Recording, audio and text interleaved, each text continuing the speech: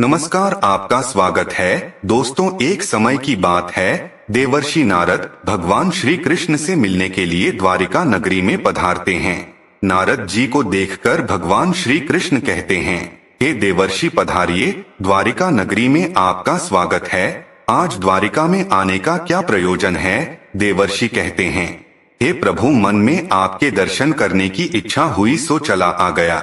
भगवान श्री कृष्ण मुस्कुराते हुए कहते हैं, हे देवर्षि, अवश्य ही आपके मन में आज कोई ना कोई शंका निर्माण हो गई होगी, इसीलिए निसंकोच होकर पूछ लीजिए।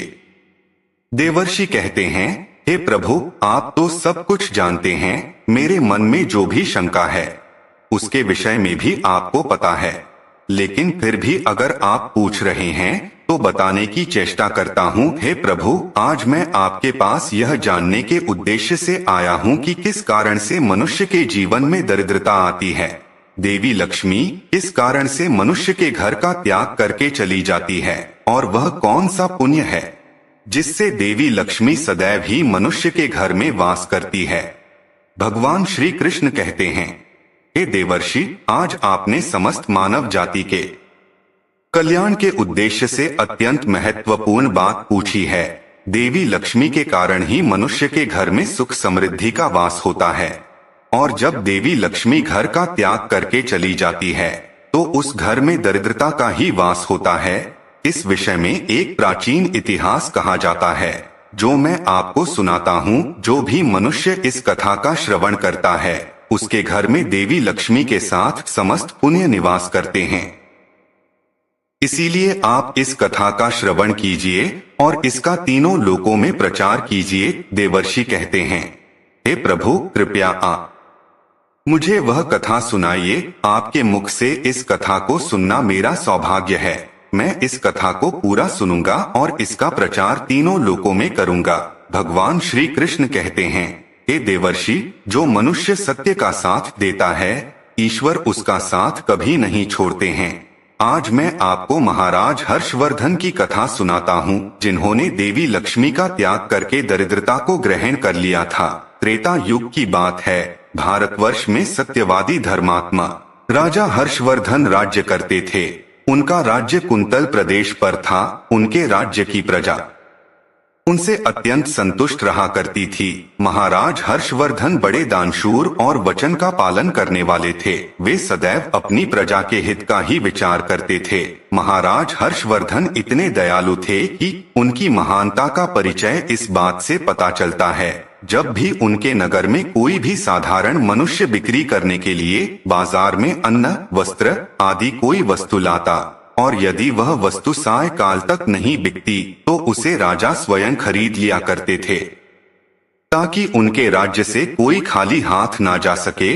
अपनी प्रजा के हित के लिए राजा ने यह सत्य की प्रतिज्ञा की थी। सायंकाल होते ही राजा के सेवक शहर में भ्रमण करते, और जब वे किसी को कोई वस्तु या द्रव्य लेकर बैठा हुआ देखते जिसे किसी ने खरीदा ना हो, तो महाराज के सेवक उस व्यक्ति से उन वस्तुओं की कीमत पूछते और उसकी इच्छा और जरूरत के अनुसार उसकी जो भी कीमत होती वह कीमत देकर उसकी वस्तुओं को खरीद लेते थे। इस प्रकार से महाराज के ऐसे दयालु स्वभाव को देखकर अनेक लोग प्रसन्न होकर उनकी महानता की चर्चा करने लगे। महाराज हर्षवर्धन की कीर्ति तीनों लोकों में होने लगी। देवता भी उनकी प्रशंसा करने लगे। जब यह बात धर्मराज को पता चली तो एक दिन स्वयं धर्मराज ने ही महाराज हर्षवर्धन की परीक्षा लेने की सोची। फिर एक दिन स्वयं धर्मराज एक ब्राह्मण का वेश धारण करके महाराज हर्षवर्धन की नगरी में प्रकट हुए। उन्होंने अपने साथ दरिद्रता की कारक टूटी फूटी चीजें, कूड़ा करकट और कचरा एक पेटी में भर कर ले लिया, अर्थात उन्होंने दारिद्र्य एक पेटी में भर लिया, और उस पेटी को लेकर वे सत्यवादी महाराज हर्षवर्धन के नगर में उनकी परीक्षा लेने के लिए पहुंच गए। धर्मराज उस नगर के बाजार में उस कचरे से भरी पेटी को लेकर बेचने के लिए बैठ गए, किंतु कौन व्यक्ति कूड़ा कचरा खरीदेगा। ब्राह्मण रूपी धर्मराज दिन भर वहीं पर बैठे रहे, लेकिन किसी ने भी उनका कूड़ा कचरा नहीं खरीदा। जब सायंकाल हुई तब राजा के सेवक हमेशा की तरह ही बाजार में घूमने लगे। जिसका भी बिक्री का सामान बचा होता उसे वे उचित धन देकर खरीद लेते थे, ताकि कोई खाली हाथ घर ना जा सके। फिर उन सेवकों ने देखा कि एक ब्राह्मण अपनी पेटी लेकर बैठा हुआ है। राजा के सेवकों ने उन ब्राह्मण महाशय के पास जाकर पूछा, हे ब्राह्मण महाराज, आप इस नगर में नए दिखाई दे रहे हैं, क्या हुआ? आपका सामान किसी ने भी नहीं खरीदा, ऐसा क्या लेकर आए हैं आप? अपनी इस पेटी में महाराज के आदेश से हम आपका यह सामान खरीदने के लिए आए हैं, कृपया बताइए आपकी इस पेटी में क्या है और इसका मूल्य कितना है? तब उस ब्राह्मण ने कहा, हे सैनिकों, मैं इस पेटी में दारिद्र्य लेकर आया हूँ, अर्थात कूड़ा करकट भर कर लाया हूँ, और इसका मूल्य 1000 सुवर्ण मुद्राएं हैं। उस ब्राह्मण के ऐसे विचित्र वचन सुनकर वे सभी सैनिक हंसने लगे, और फिर उन्होंने उस ब्राह्मण से कहा, हे ब्राह्मण, आपकी पेटी में कूड़ा भरा हुआ है, इसे कौन लेगा? इसका मूल्य तो 1 पैसा भी नहीं है। फिर उस ब्राह्मण ने कहा, हे सैनिकों, यदि इसे कोई नहीं लेगा तो मैं इसे वापस अपने घर लेकर जाऊंगा। मैंने तो सुना है कि आपके महाराज यहाँ से किसी भी व्यापारी को खाली हाथ वापस नहीं जाने देते हैं, उसका सारा द्रव्य खरीद लेते हैं। लगता है मैंने आपके महाराज के बारे में झूठ सुना है। उस ब्राह्मण की ऐसी बात सुनकर राजा के सेवकों ने कहा, हे ब्राह्मण, आपने सही सुना है, हमारे महाराज किसी भी व्यापारी को खाली हाथ घर नहीं भेजते, उसका सारा माल खरीद लेते हैं। इसीलिए तुम थोड़ी देर रुको, हम अभी महाराज के पास जाकर आते हैं। फिर उनमें से एक सेवक महाराज हर्षवर्धन के पास जाता है और उनसे कहता है, हे महाराज, आज हमारे नगर के बाजार में एक ब्राह्मण आया है, वह बड़ा ही विचित्र है। वह अपनी पेटी में कूड़ा कचरा भर कर लाया है और उसका मूल्य वह 1000 सुवर्ण मुद्राएं बता रहा है।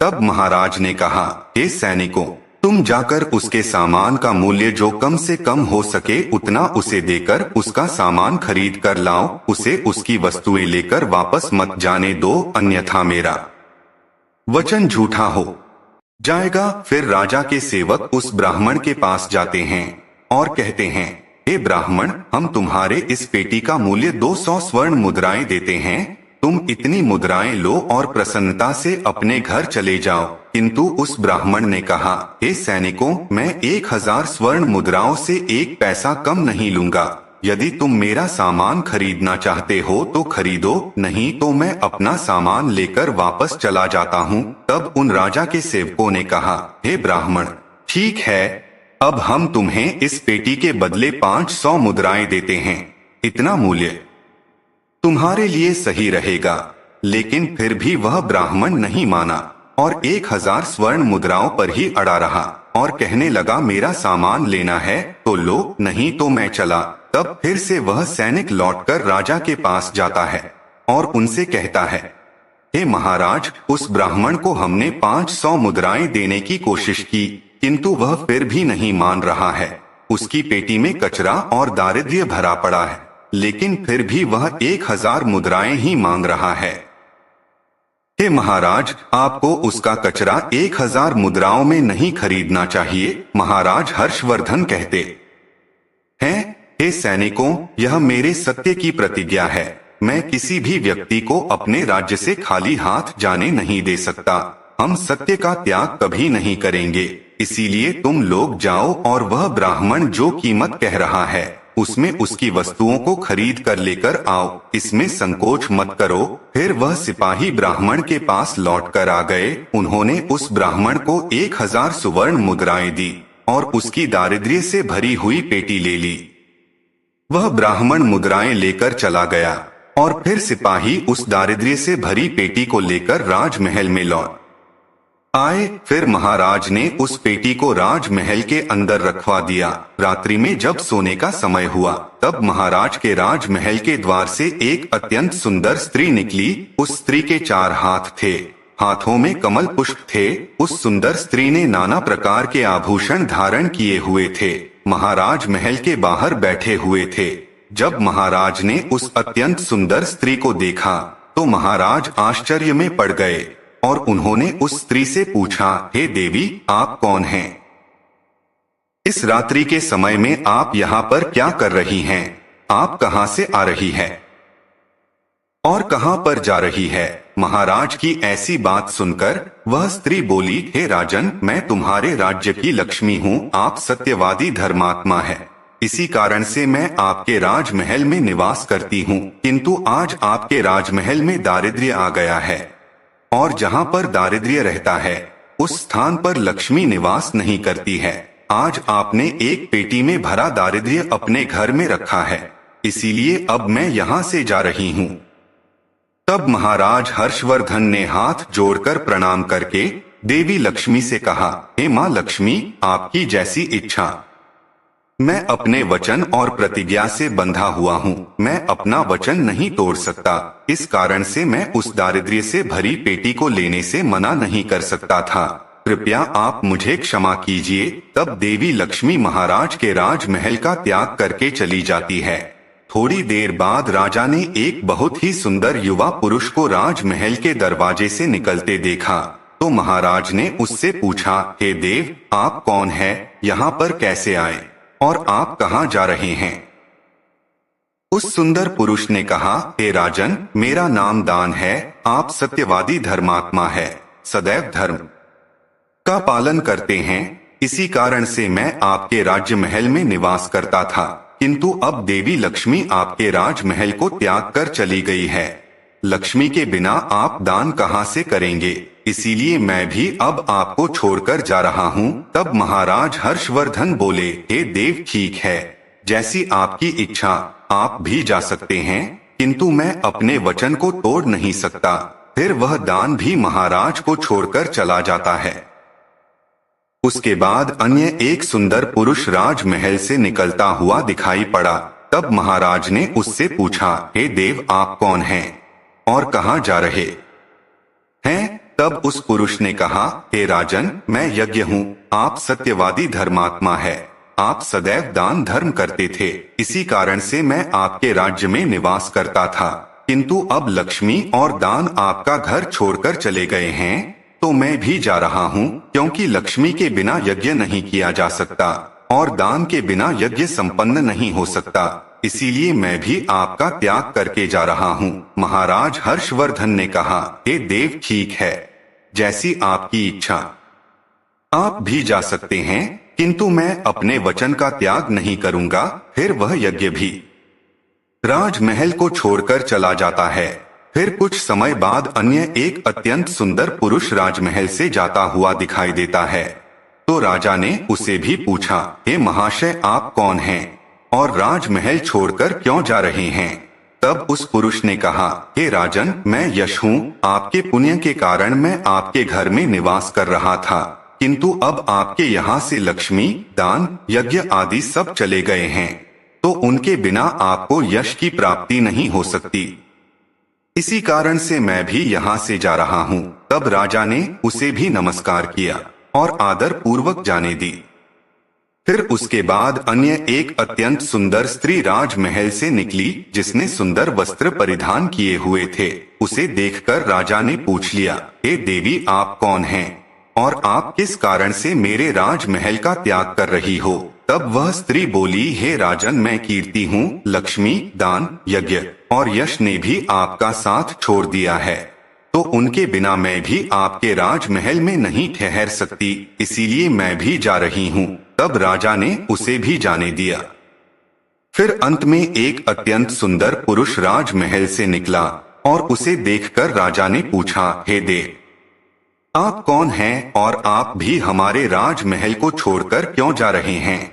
तब उस पुरुष ने कहा, हे राजन, मैं सत्य हूँ। आप एक सत्यवादी धर्मात्मा राजा है, इसीलिए मैं आपके यहाँ निवास करता था, किंतु अब आपके यहाँ से लक्ष्मी, दान, यज्ञ, यश, कीर्ति आदि सभी चले गए हैं, तो मैं भी यहाँ से जा रहा हूँ। तब महाराज हर्षवर्धन ने कहा, हे सत्य, आप भी मेरा त्याग कर रहे हैं, किंतु मैंने तो आपका कभी त्याग ही नहीं किया।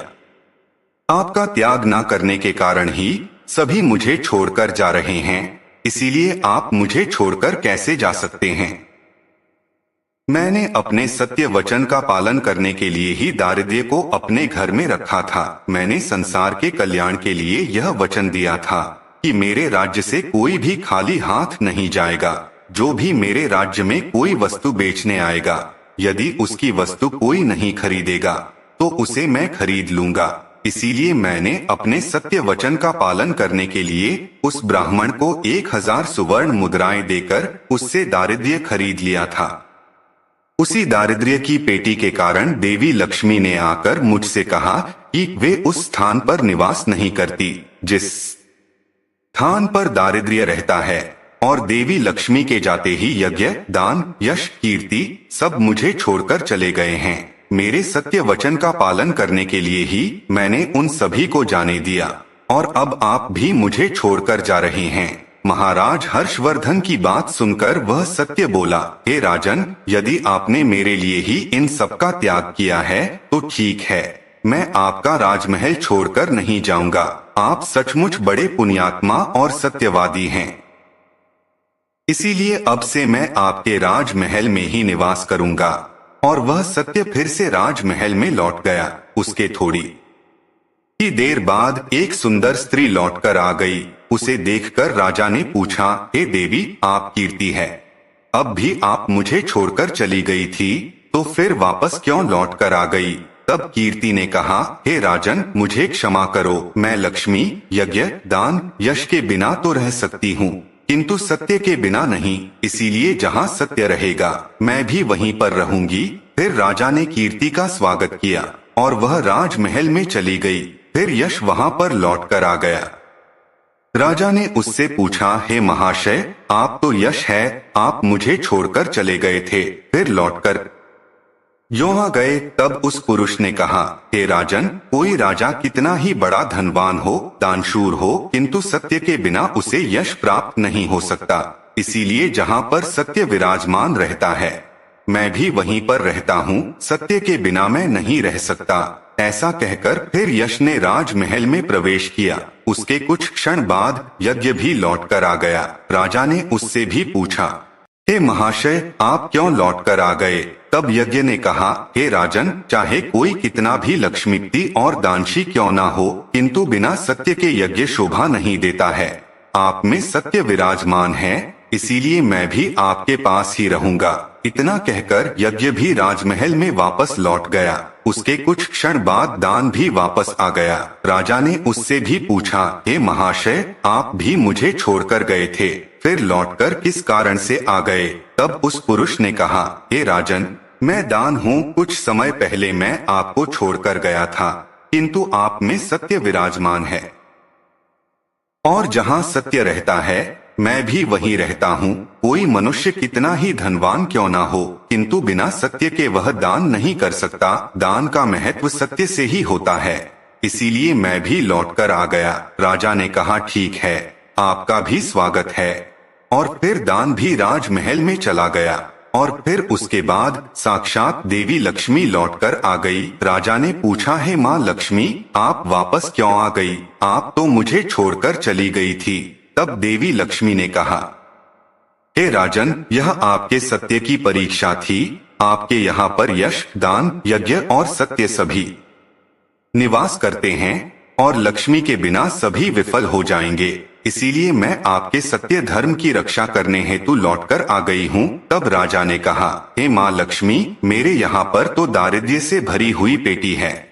जहाँ दारिद्र्य रहता है वहाँ पर आप कैसे निवास कर सकती हो? तब देवी लक्ष्मी ने कहा, हे राजन, मेरी कृपा से वह दारिद्र्य से भरी पेटी भी सुवर्ण और रत्नों से भर जाएगी। इतना कहकर माँ लक्ष्मी भी राजमहल में प्रवेश करती है।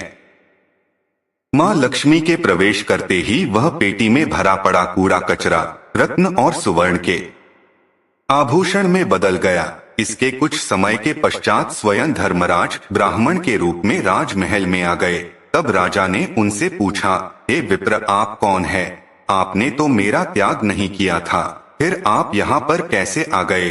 तब उस ब्राह्मण ने कहा, हे राजन, मैं साक्षात धर्म हूँ। मैं ही ब्राह्मण का रूप धारण करके आया था, और मैंने ही 1000 सुवर्ण मुद्राओं के बदले तुम्हें दारिद्र्य दिया था, किंतु तुमने अपने सत्य के बल से मुझे जीत लिया है। इसीलिए अब मैं तुम्हें वरदान देने के लिए आया हूँ। बताओ मैं तुम्हें कौन सा वर प्रदान करूं? इतना कहकर धर्मराज ने अपना मूल स्वरूप धारण किया। तब राजा हर्षवर्धन ने कहा, हे धर्मराज, आपके दर्शन करके मैं धन्य हुआ। कृपया आप अपनी कृपा सदैव मुझ पर बनाए रखें, मुझे और कुछ नहीं चाहिए। फिर धर्मराज ने राजा को आशीर्वाद दिया और उस स्थान से अंतर्ध्यान हो गए। भगवान श्री कृष्ण कहते हैं, हे देवर्षि, इस प्रकार से अपने सत्य धर्म के कारण ही महाराज ने सभी पर विजय प्राप्त की थी। इसीलिए मनुष्य को कभी भी सत्य का अनादर नहीं करना चाहिए, हमेशा सत्य का पालन करना चाहिए। जो सत्य की राह पर चलता है उसके पास लक्ष्मी, दान, यज्ञ, यश, कीर्ति सदैव निवास करते हैं। तो दोस्तों, इस प्रकार से भगवान श्री कृष्ण ने नारद जी को अत्यंत महत्वपूर्ण ज्ञान दिया है। आपको यह कथा कैसी लगी कमेंट करके अवश्य बताएं। अगर जानकारी अच्छी लगी तो वीडियो को लाइक जरूर करें और कमेंट में जय श्री कृष्ण और जय मां लक्ष्मी जरूर लिखें। साथ ही चैनल को सब्सक्राइब करें। आप सभी का धन्यवाद।